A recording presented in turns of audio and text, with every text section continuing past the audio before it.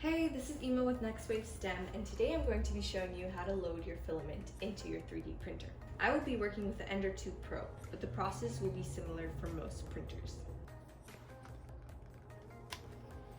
To get started, let's preheat our printer. On the display screen, you will see this info screen. To reach the menu, press down on this red knob. Now navigate to temperature by turning the knob. To select, simply press on the knob again. After you select temperature, select Preheat PLA. Then select Preheat PLA again.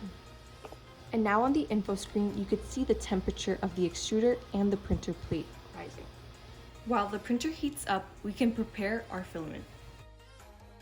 We can take the spool and put it on the spool holder. Now find the end of your filament, which is tucked in neatly into the side of the spool.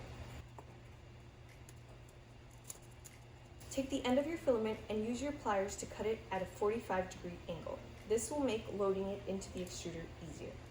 When you load your filament onto the holder, your filament should be unraveling from the top, so that as it unravels, the filament is moving in the direction of the extruder hole. When the extruder has reached 200 degrees Fahrenheit, it has completed preheating. Now we can start loading the filament by taking the end and pushing it through this hole. We will need to hold down on the clamp to push it through into the extruder hole nozzle. Once you feel the filament go into this tube, you will want to hold down on the clamp and keep pushing until the filament reaches the nozzle. Once in the tube, keep pushing the filament until filament begins to flow out of the extruder tip. And there you have it, your filament has been loaded. Thanks for following along and check out our next tutorial to learn how to level your printer bed before printing.